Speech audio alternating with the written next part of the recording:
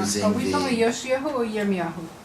well, yeah, we're doing Yirmiyahu, but Yirmiyahu begins his prophecy in the 13th year of Yoshiyahu's reign, and it's in the 18th year of Yoshiyahu's reign that the Reformation begins, and Yoshiyahu remains king for 31 years, and something happens in his kingship as all of these great things are happening, and we've already discussed that Yirmiyahu was not that convinced that it was all that good, and there the king and the prophet had differences of opinion.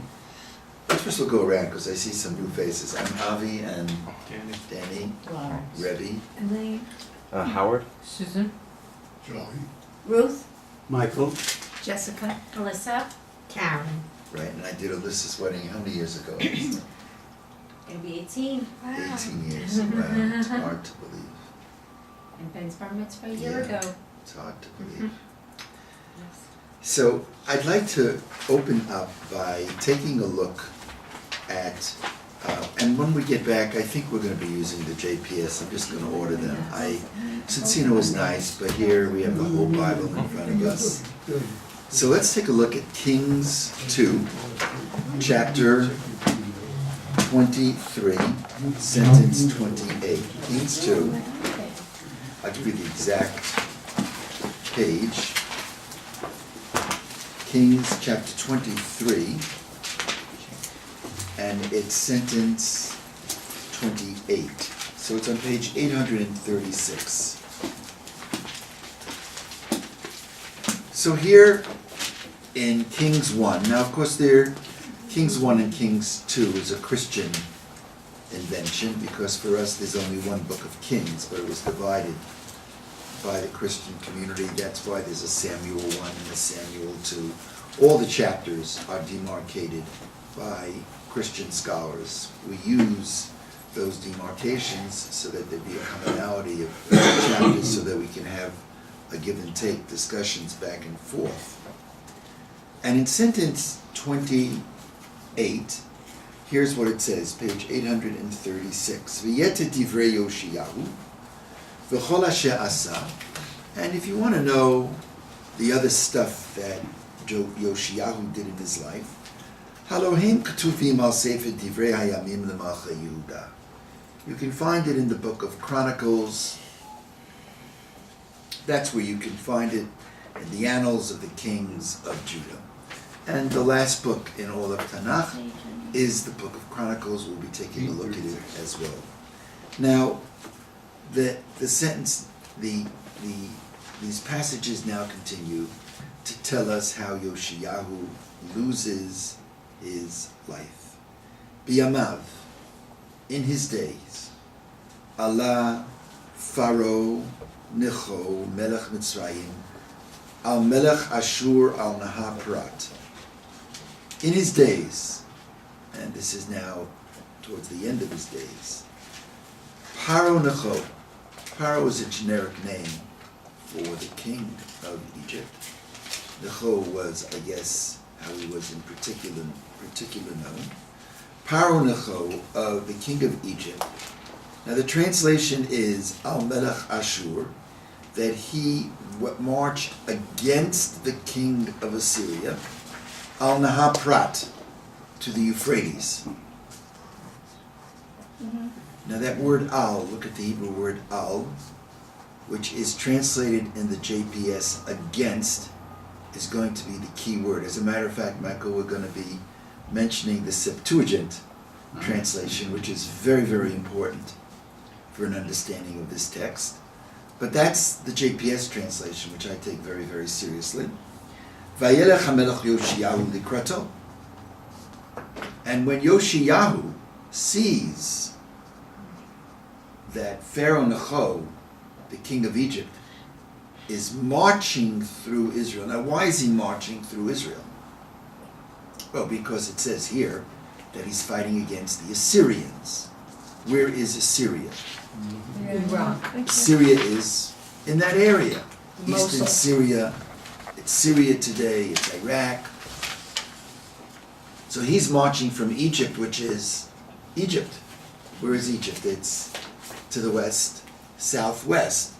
He's marching through, he's going to the northeast. Wasn't that an active war against Israel as well? This, again, you always have a way of asking questions that are so right on. It's an amazing thing. There's a full page of Talmud, Karen, on what you just said. Was that an act of war? But we'll get to that. As they'd say in French, "Chatnish," not so quick. So let's see what happens. He's marching from the southwest to the northeast.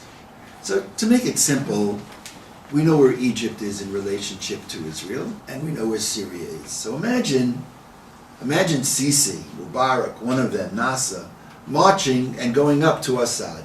Doesn't go around like we crazy people did when we left Egypt. What did we do when we left Egypt?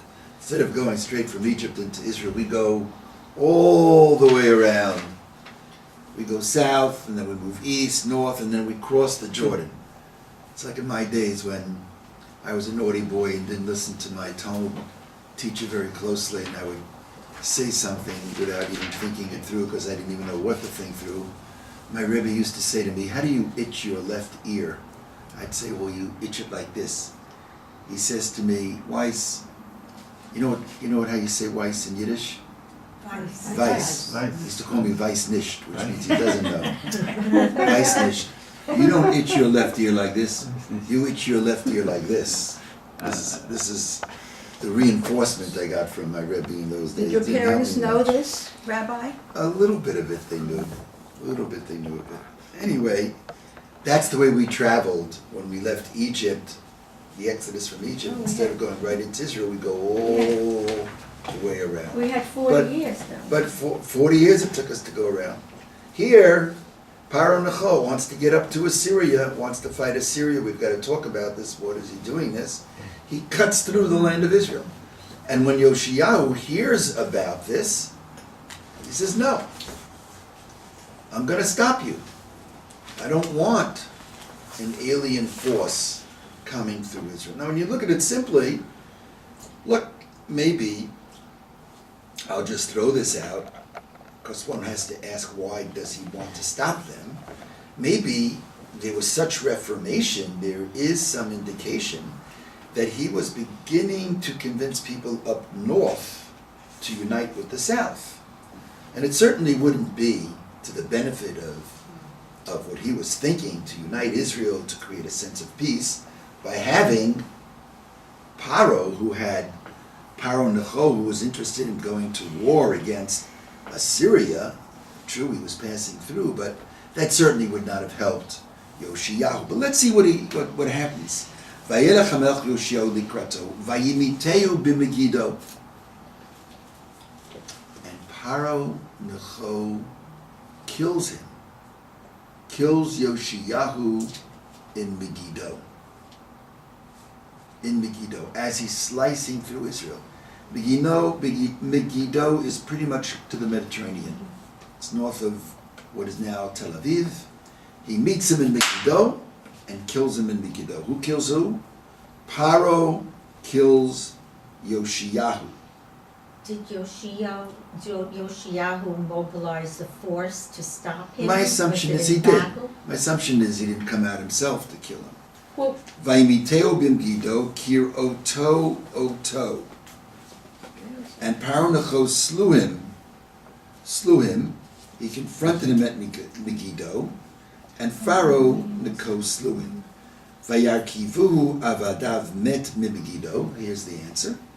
And those who were with Yoshiyahu, Vayarkivuhu, were now in sentence 30. His servants conveyed his body, they carried his body in a chariot from Megiddo, Vayivi'uhu Yerushalayim, and they brought him to Jerusalem, Vayikbiruhu bikvurato, and they buried him in his tomb. Vayikach am haaretz et Yoachaz ben Yoshiyahu, and the people of the land, there had to be a succession. So the people of the land took Yehoachaz. Yoachaz was his son, was Yoshiyahu's son. Vayimshichu oto, and they anointed him.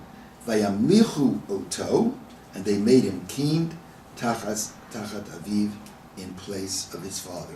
So I want to open up with the following by making this suggestion, which made a lot of sense to me, except that the JPS translation doesn't support me, so I want to say a word about it. So here's my sense. There are two ways of trying to understand, I believe, why Yoshiyahu wants to prevent Pharaoh, the king of Egypt, Pharaoh Necho, that's his name, from slicing through Egypt. Let's first Through suspend. Israel. I'm sorry? Through Israel. Through Israel, what did I say? He has to cut through. Whatever I say, it's the opposite. Through Israel. So the first observation is a political observation. And the political observation is the following. There were two major empires in that period of time. Two growing empires. They were strong already. One to the southwest and one to the northeast. Who are they? To the southwest? Egypt. To the northeast? Syria. Actually Babylonia. Well, It was Babylonia. Babylonia is further east than Assyria. Are they related, Ashur And and one- Babel? They actually were at odds with each other because they too were vying for power. So from that perspective, there was a sub-battle going on between Assyria and Babylonia. But I don't want to make this complicated. Let me just say this for a moment, and then we'll all jump into this. Egypt sees Babylonia as a threat. And therefore, I think one can argue, the reason why Egypt is traveling northeast is to do battle against Babylonia, to make sure that it does not succeed in developing an empire which supersedes the power of Egypt. And in order to do that, what Pharaoh must do, his natural ally is going to be none other than Assyria. That will be his natural ally. So what I'm arguing is, I'm just going to just a moment. What I'm arguing is, it's okay. You don't have to, it's fine, I'll get it later. It's okay. What I'm arguing is,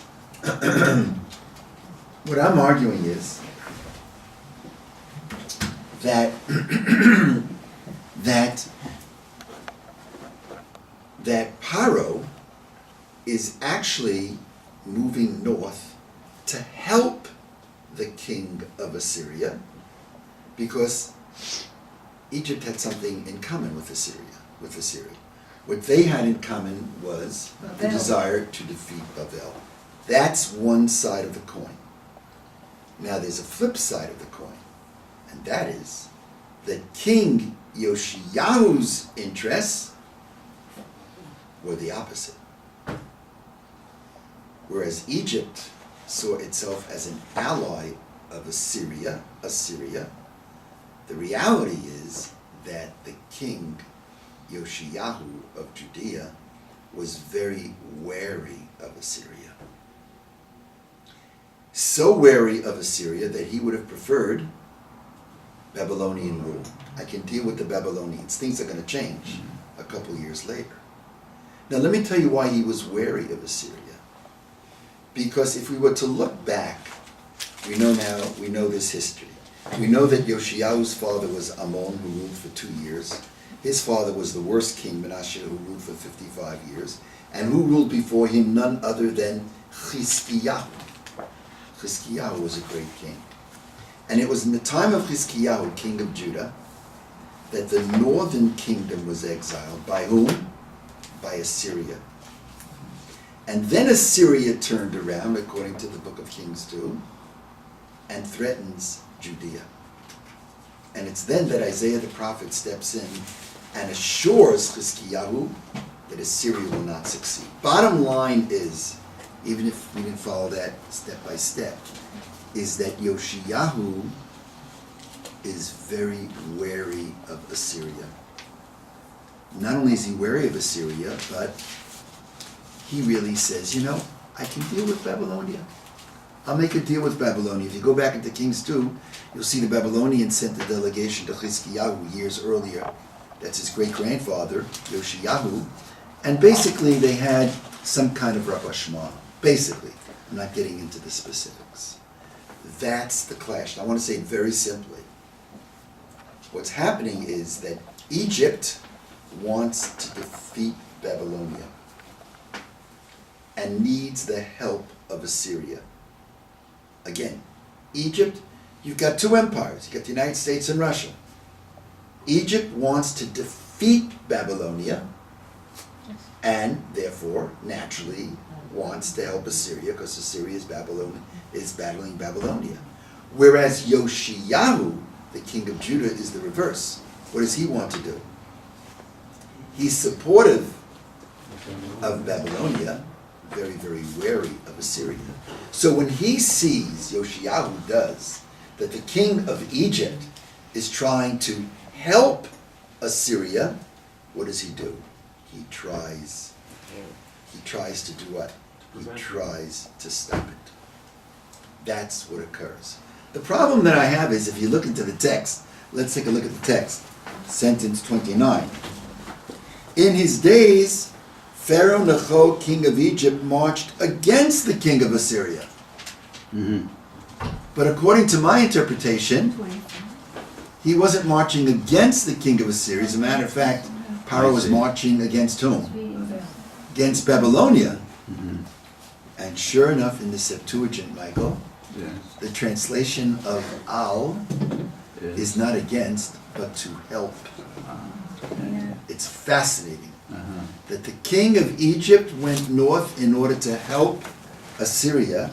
And if you were to take a look at the New English translation, which is a very formidable and acceptable translation of the Bible, they also translate it to help. So with all respect to the JPS translation, the translation is, in his days, Pharaoh Necho, king of Egypt, marched against the king, marched to help the king of Assyria. El-Melech. To help.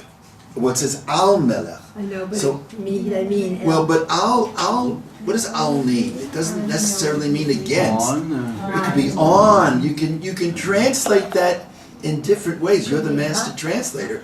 It can go in different ways. And that is the political clash. I just want to show it to you in one other place, then we'll open this up for questions. Let's take a look into the book of Chronicles for a moment. Let's take a look at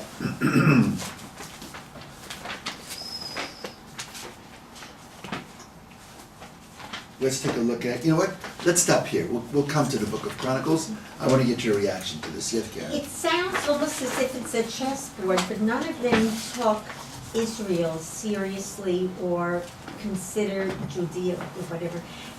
Never took them or their military might seriously because they weren't even in the consideration. Mm-hmm. It's like a triangle and Israel is very insignificant. Neither one cared that they were going to march for, against, with. It didn't make a difference. Right. As a matter of fact, let's take a look to the book of Chronicles because it touches upon what you're saying now. It's the book of Chronicles all the way in the back. Chronicles 2, chapter 35. And so that's going to be, it's all the way in the back, literally the last of a few pages. The last chapter 35 in the book. And it is sentence 20. So it's page 2020. 2020.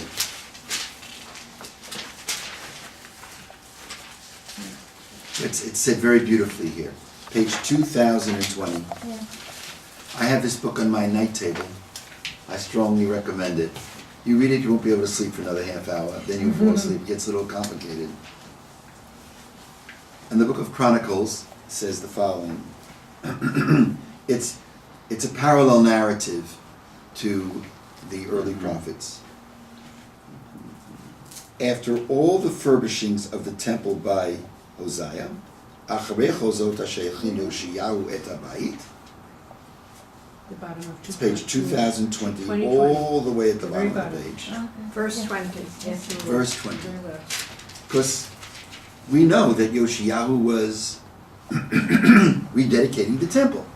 So it says, after all the furbishings of the temple by Hosea, Alo necho melech Mitzrayim dilachem b'charmish al prat. This is, I think, right on.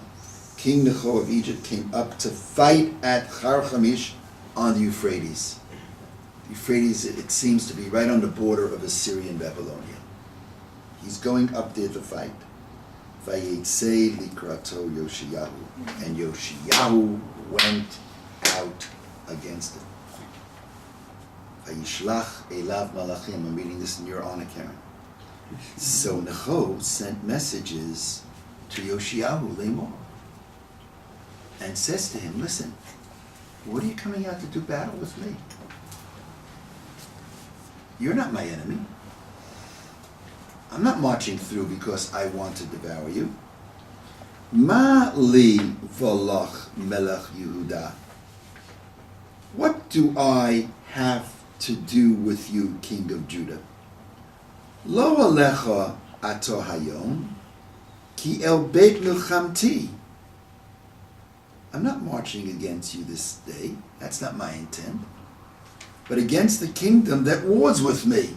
Now, who was warring with Paro? Babylonia. I'm not warring against you. And then he says, Ve'elohim ama levahaleni. And it is God's will that I hurry. Boy, to the reader you wonder, this must have been a very frum Pharaoh. It's God's will. It's uppercase, the translation. It's God's will. It's God's will it's God's will that I hurry to vanquish Babylonia? Chadal lecha me'Elohim. This is what Paro is telling Yoshiyahu. He's now reprimanding Yoshiyahu. Yoshiyahu is this great Jewish reformer, and the king of Egypt is saying to him, look at the translation, refrain then from interfering with God, Asher imi, who is with me, va'al yashchitecha, that he not destroy you. It's fascinating. I mean, I find this unbelievable that Yoshiyahu is now being lectured to, right, Elaine, by whom? By Paro. And what is Paro saying? Hey, listen, exactly what you said, Karen. He's saying to the king of Israel, hey, come on now. I've got no fight with you. I'm interested in warring against Babylonia. And guess who told me to war against Babylonia? Your God. Your God. That's And the if you're going to convinced stop me, Yoshiyahu. you are going to be stopping God's will. So let's learn a little bit of Talmud for a moment. Let's everybody take one page. God's will or Jeremiah's will? Ooh, sharp. We're going to get to this, Karen. You are hitting it out of the park tonight. You're just trying to impress your daughter. Got a scholar here. Oh, I know. Well, first we're going to get to an opinion that says the opposite. We'll get to your opinion in a moment. Rabbi, I went to see an exhibit at the Metropolitan Museum once on Babylonia. And they have very beautiful things on the walls and also some text. Yeah. And they translated into English. I'm looking for Israel, Israel, Israel. It didn't Yeah. appear. It was so minor to them that it doesn't even appear. Let's take it from the top of the page. Let's just read it in the English. Michael, go ahead. But he sent ambassadors. This is the sentence we just read. Yeah. So here you have an example of the Talmud in Tanit. The folio is 22b. And this is what the Talmud says. The Talmud's going to explicate the sentence. And what Michael is reading, is it Dr. Smith? Well, you could just say Michael, come on now, yeah. But Dr. Smith, I have Yeah, in to. German it's Herr Doktor, but... Herr Doctor. So now, what Herr Doctor, what Michael family would call me Avi, what, we're friends. We're friends. What he is,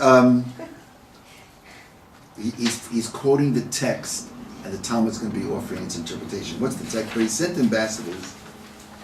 Oh, Right from the he sent top. ambassador to him saying, "What have I to do with you, King of Judea?" Who's talking to whom? Paro is talking to Yoshiyahu. Yes. I do not go on. I do not come against you this day. I do not come against you, that's the word. In other words, No. no, but this is now from Yeah, Chronicles. I don't wanna fight. Yeah. This is Come Chronicles. against you Right. this This day. is the second text. Right. Yoshiyahu is saying, excuse me, Paro is saying to the king of Judea, to Yoshiyahu, I'm not coming against you. We're now in the second text. Go Okay. on. But against, But against the house with which I am at war. which house is that? That's Babylonia. Yes. I got nothing to do with you. I'm going, Right. go on. Go on. And God? And God has commanded me to make haste. And God has commanded me to make haste. God wants me to do business, to get rid of Babylonia. Go on. Forbear from meddling with God. Right, don't meddle with Uh-huh. God's plan. It's not just me, God. It's God, and he's saying to Yoshiyahu, you don't want to stop me. You'd be who- meddling with God's plan. Go on. Who is with God, me? who is with me, so that he will not destroy. Because if you're going to stop me, God's going to be upset, and you're going to be destroyed. Go on. This clearly shows. This clearly shows that Pharaoh Necho had no intention of engaging Josiah That was not his in intent. battle. One more paragraph. The Gemara says, "What is the meaning?" Now, whenever it's bold, uh, that's the exact translation. This is the Uh-huh. Steinsaltz translation. I The see. bold is the exact translation. What's light are, if you will, the sinews between the Uh-huh. actual words of I see. translation, which gives you the interpretation. My Elohim, the Gemara says, when Paro says stuff like, when he says, Velohim Omar Levaleni, and God told me to do this quickly. Well, the Talmud asks, well, when Pharaoh said, and God told me, to whom is he referring to? Go on. What is the meaning of the phrase, God who is with me? Go on, Rav Yehuda. Rav Yehuda said that Rav said, this is referring to Necho's idolatry. Idolatry. In other words, it says Elohim. Elohim, though, is a foreign god. This is different than... Yeah, so that's Rabbi the Karen normal is saying. expression for idolatry. Right, so Rav Yehuda said that Rav said this is referring to Nicole's idolatry, going which he brought So, Avodah Zarah. Avodah Zarah, Yeah. which is alien service. Which he brought for assistance. In other words, In other words, it is a secular reference and should be read as the God that is with me in my possession. Josiah now the said, Talmud is saying, Hoshayahu said, since he trusts in idolatry, I'll be able to defeat him. Yes, I will be able to defeat him. That's what the Talmud says. Mm, Leave it Okay. to the Midrash. yes. The Midrash Eicha, it's 118, I believe, says the exact opposite. Uh-huh. Who was Elohim? It was none other than, God. it was God. But in particular, who was it? Believe it or not. The Midrash says it was Yirmiyahu. Yeah. God speaking through Jeremiah. Well, the judges It are is- called it is- Elohim, aren't they? It's unbelievable that Pharaoh is saying, hey, and Jeremiah told me to hurry. Don't block Jeremiah's command from God that I hasten, I hurry to destroy Babylonia. It's really fascinating. Let's just read another couple of sentences. And sentence 22, back in our JPS. In Divrei Hayamim? or- Divrei Hayamim, page 2021. Below he saved Yoshiyahu fanav mimenu, but Yoshiyahu would not let him alone Instead, he donned his armor to fight him. to fight him. heedless of Necho's words from the mouth of God. And he came to fight in the plain of Megiddo. That's it. כי לכם בו התחפש ולא שמע את דברי נחום מפי אלוהים ויבוא להילחם בבקעת מגידו. Continue. Archers shot King. Did you find? Yeah. Archers shot King Josiah. This is going to elaborate. This elaborates more on the king's text. And the king said to his servants, "Get me away from here, for I am badly He wounded." didn't want to look wounded in front of his warriors.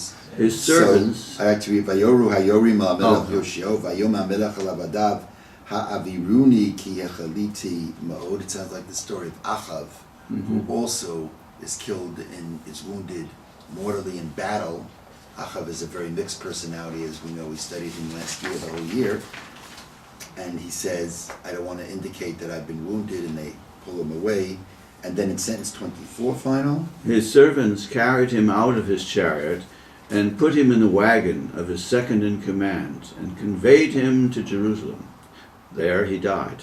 and there he died. He was buried. And Buried in the grave of his fathers, and all Judah and Jerusalem went into mourning right. over Vayaviruhu Jerusalem. avadav min hamerkava vayarkibuhu al rechev hamishna shelo vayolichuhu Yerushalayim vayamat vayikaveh bekivot avotav v'chol Yehuda v'Yerushalayim metabelim al Yoshiyahu. And that is the first half of what I wanted to say tonight. Yoshiyahu dies because on a political perspective, he is clashing with Egypt. Egypt wants to do battle with Babylonia, and it sees Assyria as an ally to help in that battle. Yoshiyahu is the reverse. He sees Assyria as a threat and says, look, I'll be able to, yes, Babylonia is big, it's an empire, but at this point, the best I can do is I'm going to tolerate, I'll be able to live under, even if the Babylonians are the great empire, I'll be able to kind of live in my own quiet way, and I'll move forward. And that, I think, on a political level is what is occurring. And it seems that Yoshiyahu is also in conflict with Yirmiyahu, where Yirmiyahu is the one, according to, at least, it's not clear, but according to the Midrash, it's Yirmiyahu who tells Paro that he should be doing battle against the Babylonians. And at least according to Paro, Yirmiyahu was saying to Yoshiyahu that you should not block me. You know what I find fascinating about this is He's the that Israel troublemaker. is, in the end, thank God, per capita, Israel has one of the strongest armies in the world, and yada yada yada. We all know that. Thank God. Thank God we have a third grandson going into the army. So this is heavy stuff. And Israel is making all kinds of calculations. Who is my ally? Who's not my ally? Ein chadash tachat Ein hashemesh. chadash, There's it's the same nothing neighborhood. new under the sun. It's the same neighborhood. Yoshiyahu was also making calculations. And you got to be careful when you make these calculations. Maybe you're right, and maybe you're wrong. And it looks, at this point, Yoshiyahu may not have been right in his calculation, the way we're working this through. I'll stop here for a moment, take your comments, and I want to show you a very different perspective, looking at it from a more religious, not that that's not a religious perspective, but looking at it from a more spiritual perspective. Yes, Susan? I have a time frame question. This book by Alex Goldman, The Eternal Books Retold, it's on my shelf. So he's referring here to the death of Ashurbanipal. That was the last great king of Assyria. He died in 626 BC. Yes. So I thought that Yeah, no, here it's we a were great- it's a after great- that, That's a and very good point. at this point, Assyria's in its zenith. No, you're absolutely. And there are more people coming in, Scythians and all, and Nineveh right. is being destroyed. So I don't know where we are time-wise. Yeah, I look, the best, I noticed that, and not at that particular point, I think Assyria was on the decline by this time. And it was on a decline, and some even argue that technically, before Paro Necho arrives to do battle with Babylonia, before he even allies with Assyria, Assyria on paper basically was not what it used to be. Maybe on some level it was it was basically broken apart. But residually, the fragments, they still did exist. It's not like one moment you're a nation and the next moment you're not a nation. It doesn't quite work in by creating those kind of clear lines. You are, then you're not. It's much more complicated than that. But you've got a great point. I did want to show you that this is a wonderful Macmillan Bible Atlas, and let's see, I wanted to Xerox this for you, but I couldn't. And I opened it up, and sure enough, there's the kingdom of Hoshea, and then they have exactly the movements. I don't know if you can see it. The arrow. This is the movement of Paro Necho wanting to come through up to this place. What is it called again? Megiddo? Kachamish, Oh. Haran, trying to come right up here. Mm-hmm. And Megiddo is here. Mm-hmm. Mm-hmm. Here it is. You see it? He comes up, trying to do battle. Here's Megiddo. Yes, somebody had a hand up. Yes, Karen. Where was Yirmiyahu at the point where Yoshiyahu was assassinated, when he was killed? Where was he? Who was he conferring with? We don't know. He We don't know. obviously was against his marching into battle. We don't know, but there's something fascinating. Again, right on. We know that in the next sentences in Chronicles it says, Vayikonen Yirmiyahu al Yoshiyahu, which means that is sentence 25, translation, Jeremiah composed laments for Yoshiyahu. In fact, the book of Eicha, which is the book of Lamentations, which was written by by Jeremiah. So the thinking is that the Lamentations were fundamentally about, at least in part, dealt with the death of Yoshiyahu. But I want to take it. Did he advise him not to do what he was doing? According to the Midrash, Yirmiyahu, yes, Yirmiyahu had told Yoshiyahu, you're doing the wrong thing. But in our text, the only way we know that is from the word of Paro Necho.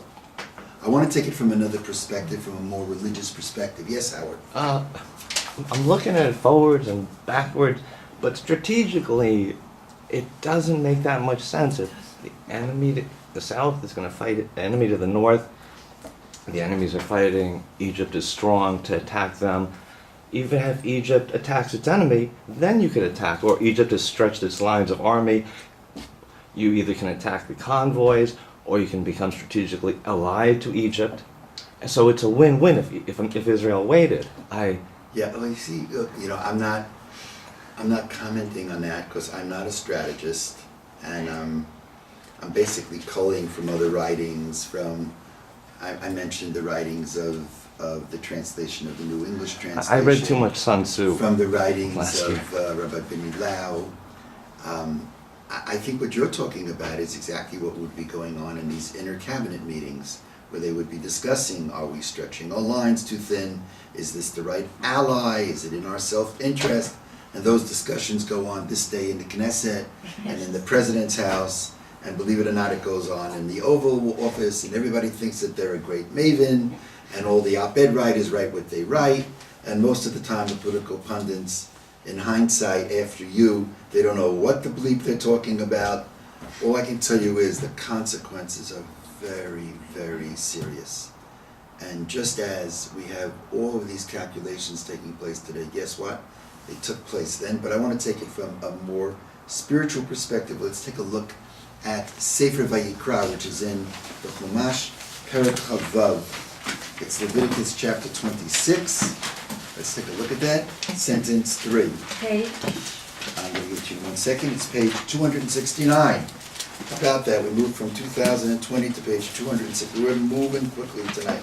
That's why you need the JPS. Page 269. Let's take it from sentence 3. Perek Chavav Pasuk Gimel. Mitch, would you mind? My voice is going. you We're just reading it in the Hebrew. 269.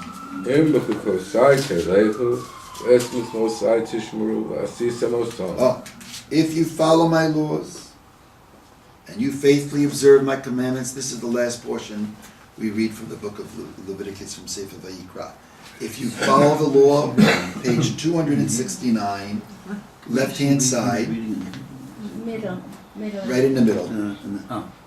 It's in the middle of the page where it says 3. We're up to verse 4. The big number 26 is the chapter, and 3.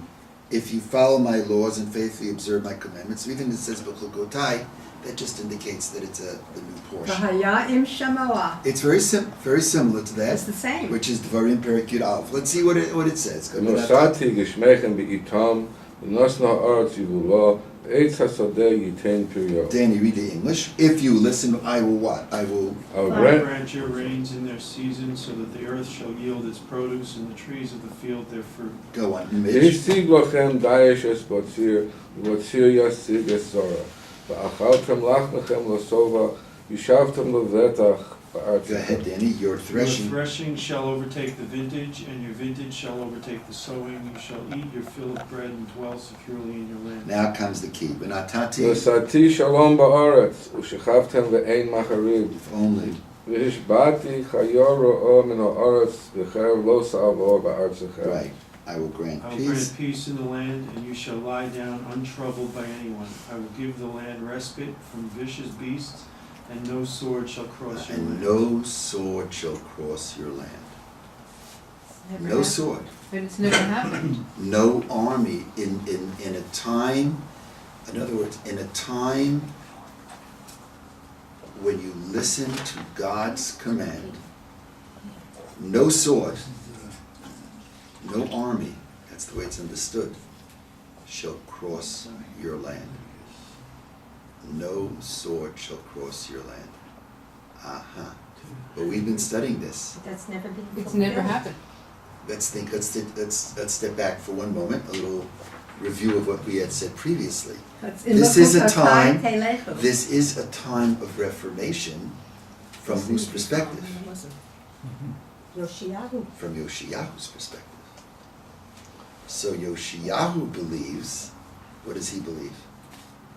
That since this is a time when people are adhering to God's commandments, no sword can pass through. No army can pass through. Therefore, what does He Yoshiyahu was feel? invincible. Yoshiyahu feels he's got to stop that foreign army. What does Yirmiyahu feel? They're not observers. They're not yet observers. Yirmiyahu says the observance, as we've been saying, is external. It's not real. He says this is not the time when people are adhering to God's commandments, and therefore it doesn't follow this prohibition that no army can march through is only in a time when the people are observing. Yirmiyahu says they're not observing. And since they're not observing, what does he say? You better let them through. You better let them through. And that's the break. That's what's happening. So the role of Yirmiyahu is, what we really have here is that the king and the prophet are really disagreeing with each other on every level. The king and the prophet were disagreeing politically, and now we're up to the second piece. They were disagreeing as to what was the religious level of the people. Yoshiyahu says, we're doing great, therefore I can't allow any army through. Yirmiyahu says, you're not doing so great. Now I want to just clinch it. The last thing I want to say tonight.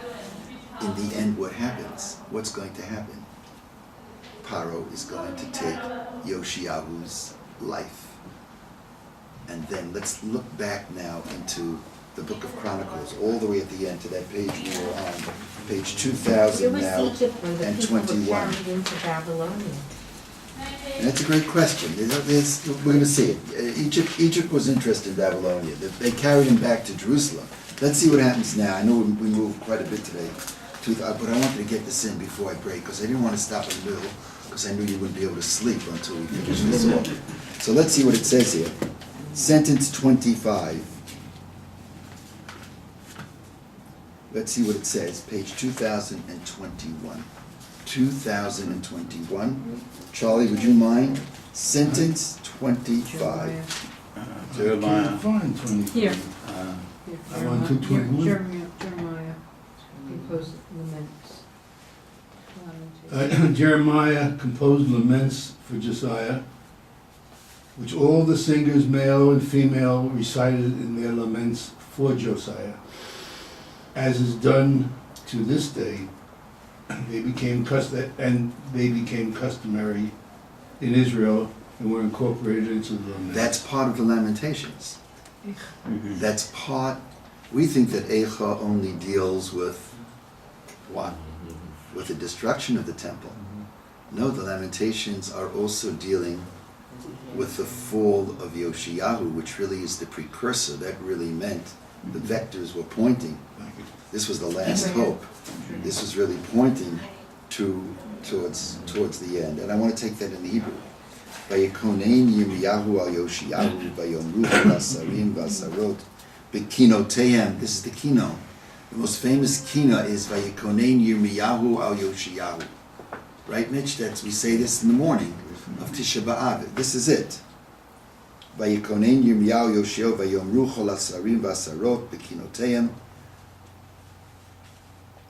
It's a sarim or a sharim. I can't see on which side it is. A sharim. A sharim, okay. Sharim. Sharim, the singers. B'kinoteim al Yoshua ad hayom v'yitnum l'chok al Yisrael v'inam ktuvim al ha-kinot. Now we're students of Gemara. Let's go back to our Gemara, to our text, and let's take a look at this. That's mine. We have more here. Yeah. Did the fact that there were female singers have anything to do with the lack of observance? Since today, Kol Isha is such a big thing. I'd rather not go there. I would doubt it, because Miriam also sang. But let's take a look at the fourth. It's a great question. Fourth paragraph, Rabbi Shmuel Bar Nachmani. Let's take a look at this inside. The fourth paragraph. And let's listen. Do you want to read it? Rabbi Shmuel Bar Nachmani said that Rabbi Yochanan said, for what reason was Josiah punished? Because he should have consulted with the prophet Jeremiah to find out if he should go to war. But he did not consult with him. How did Josiah interpret the verses of the Torah? How did they lead him to go to war? The verse states, neither shall a sword go through your And land. I don't want to go take it to the next paragraph, but he touches upon the stuff we were talking about. Now let's drop down, not the next paragraph, but the paragraph after. This is a fascinating, fascinating paragraph. Susan, would you mind? The Gemara discusses. The Gemara discusses Josiah's deathbed reflections. In other words, now the Gemara, this is the Gemara. The Gemara is between the written word. You know, it's said that the Torah and all of our books are written Eish Shachor al Gabe Eish Lavan, which means black fire on white fire. What's the black fire? The black letters. Yeah. What's the white fire? The white spaces between the black letters. The black letters is what the text says. The white fire allows for commentary, interpretation, spiritual, religious, human, emotional reflection. So all of our text says is that Paro kills Yoshiyahu. Yoshiyahu sees in the book of Chronicles in Divrei Yamim that he's seriously injured. What does Yoshiyahu do? He says, I don't want to show my forces that I'm wounded. Please get me out of here quickly. And in the end he dies. And that's all the text says. Now the Talmud says, but as he was dying, did he say anything? You know, end of life is a very powerful time. I'm seeing too much of that in the Bayit lately. What are the last words? What is a person saying at the end? This is what the Talmud asks. Now, does it say what he said in the text itself? No. But the Gemara is conjecturing. Maybe there was a hand-me-down from generation to generation. Let's see what it says here, Susan. The Gemara discusses Yoshiyahu's deathbed reflections. Go on. When Josiah was dying, Jeremiah saw his lips moving. Jeremiah said, perhaps, heaven forbid, he's saying something improper and complaining about God's judgment on account of his great distress. Jeremiah bent over and heard that he was justifying God's judgment against himself. Josiah said, The Lord is righteous, for I have rebelled against Isn't that his something? word. At that moment, At that moment, Jeremiah began his eulogy for Josiah. The breath of our nostrils, the anointed of the Lord, was trapped in their pits. I find this just marvelous. First of all, let's take a look at that in the original, the Book of Lamentations. Let's take a look. This is why we need the JPS. 1752. Take a look at some. Like he blessed him. Is it all the way back to He felt it was- 752? Nikhu Adonai. Is that far back? Seven, Here it is. Here it is. It's, what is it? It's Lamentations 4:10. So it's page 1000. Lamentations 4:20, sorry. So it's 1762. It's Lamentations 4:20. 4:20. 176. Here it is. 1762. Sentence 20. This is the sentence being quoted in the Talmud. Page 1762. Anybody want to read that? 1762. The breath of our life, the Lord's anointed, was captured in their traps. Ruach HaPenu, Ruach the HaPen, breath of our life. Mashiach Adonai, the Lord's anointed. Who does this have reference to? Who's the Lord's anointed? Yoshiyahu. Nilkad b'shchitotam. Was what? What is the translation? captured. Was captured in their traps. Was captured in other words, what Yirmiyahu is saying, Yoshiyahu is dying, he's saying, when he hears Yoshiyahu say, I was wrong and God was right, of course, what is he saying? You know what? Yoshiyahu is dying. It's not his fault. He's not to be blamed. Yoshiyahu is good. He was a proper redeemer, a decent reformer, but he was ensnared. He was entrapped by the sins of the people. That's what it says. Nilkad b'shchitotam. He was captured in their traps. So Yirmiyahu is in this funny position where when Yoshiyahu dies, frankly, he's proven correct and Yoshiyahu is proven wrong. Yoshiyahu dies. But in the same breath, even as he understands that Yoshiyahu hasn't listened to Yirmiyahu and he paid a terrible, terrible price, but in the end, Yirmiyahu recognizes that while he dies, he had not listened to Yirmiyahu. He says he's a good man. Yoshiyahu is a good man, as it says in the prophets. He could have been the greatest of the Judean kings. Really fascinating. And this is the role of Yirmiyahu in this stage of his life. He's going to continue prophesying, because after Yoshiyahu there's going to be the son of Yoshiyahu, Yehoachaz, and it's going to be fascinating to see what happens with Yehoachaz, because Yehoachaz is going to continue in the ways of Yoshiyahu, and that's why the king of Egypt is going to turn against Yehoachaz, and he's going to last for 3 months. He's going to be taken hostage to Egypt, and then the next king is going to be Yehoiakim, who's the grandson of Yoshiyahu. He's going to side the other way.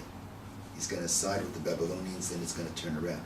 It's complicated stuff, but when you look at simply, you can cut through all the complications, all the layers of complications. There's some powerful messages here. First message is, I think, on a political level, when you make these calculations of allies, it can have all kinds of serious consequences. And the second message is, there is a spiritual struggle that's taking place between Yoshiyahu and Yirmiyahu. And for me, one of the great power of the story is that even though Yirmiyahu turns out correct and Yoshiyahu is wrong, he laments Yoshiyahu's death. And he says, we disagreed, he suffered the consequences, but here lies a good man. And much of the Lamentations has to do with Yirmiyahu's lament about the righteousness of King Yoshiyahu, with whom he seriously disagreed. It's really quite powerful, the tension between the king and the prophet, and the love that the prophet has for the king. It reminds me very much of the story of Saul and Samuel. That's Very, very much. Tzvi Yisrael. Samuel, Shmuel, loved King Saul. He loved him. We studied this many years ago. He loved him. He anointed him king at God's command. And yet he's the one who says to Saul, that's it.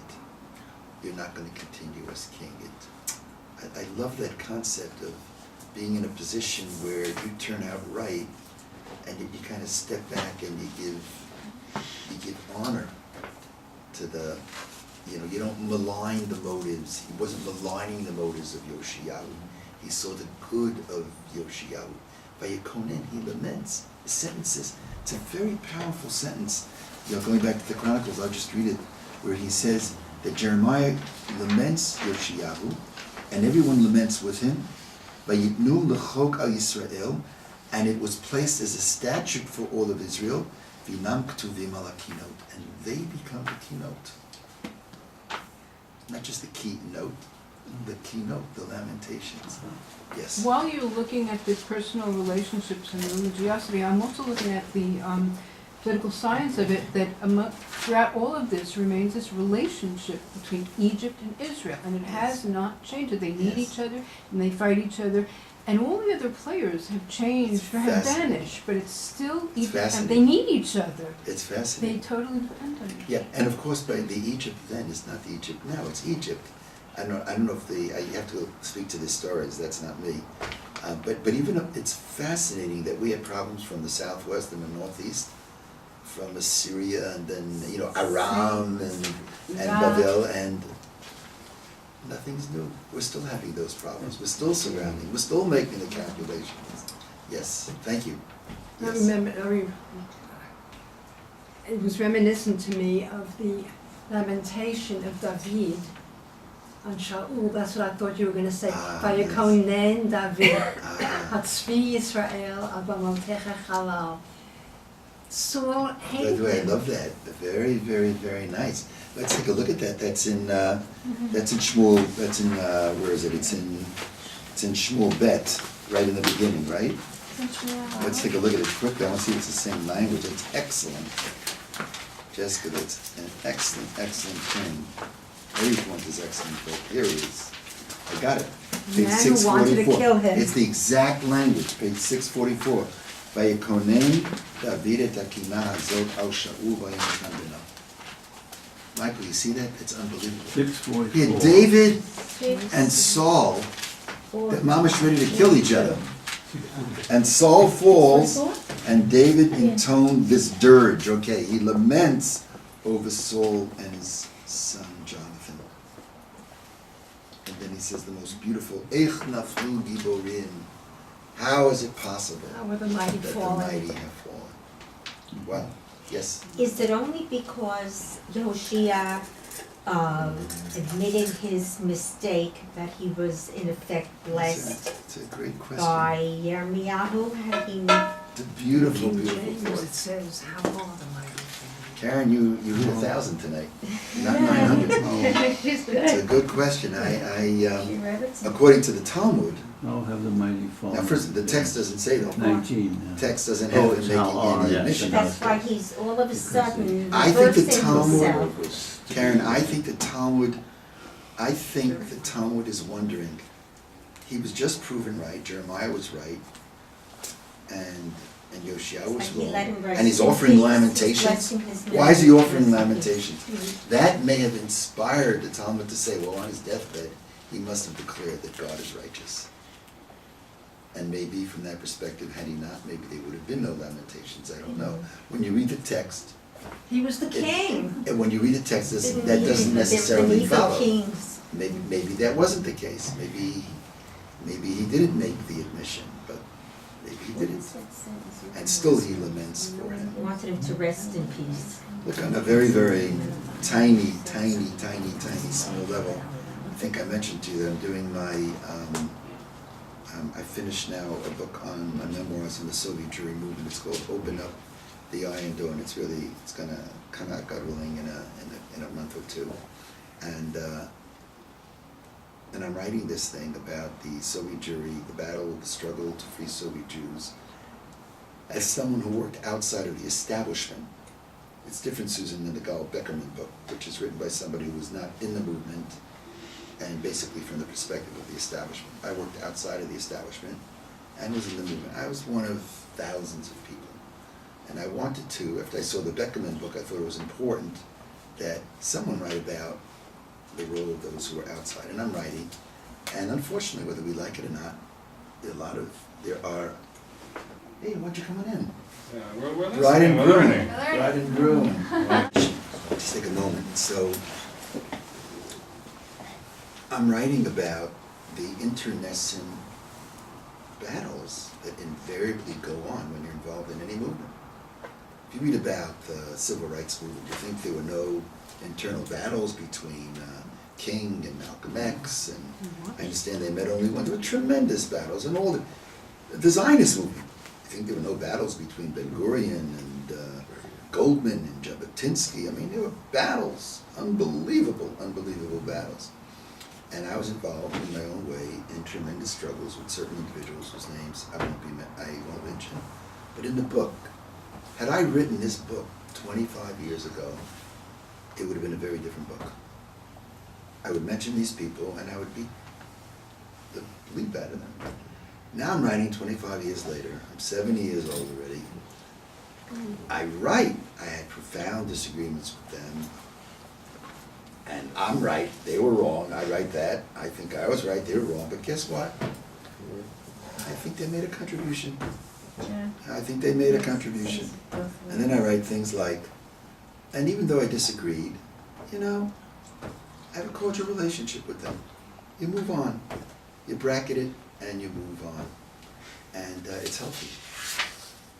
I'm a little bit off topic because I'll tell you, there's nothing that takes more energy than anger. When you're angry at somebody, it is so overwhelmingly exhausting. You've got a bride and groom here. You should always have love between you. Boy, when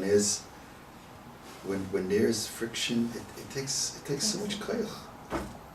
You know, and if you could be rid of the anger, you feel such a tremendous sense of relief. Now, it's not an exact parallel to what we're reading about, but I'm very taken by this Gemara. What Karen was saying maybe is due because of the admission. I would say, even if there was no admission from Yoshiyahu, it's beautiful that he's writing lamentations about somebody with whom he profoundly disagreed, and frankly, who was proven to be wrong. Yoshiyahu was killed, and yet much of the keynote is Jeremiah offering these beautiful words of sympathy for someone whom he looked up to, but it was basically his adversary. It's really quite powerful. I'll stop here. Thank take a you, break. Rabbi. Have a safe Thank you, trip. Rabbi. Thank you.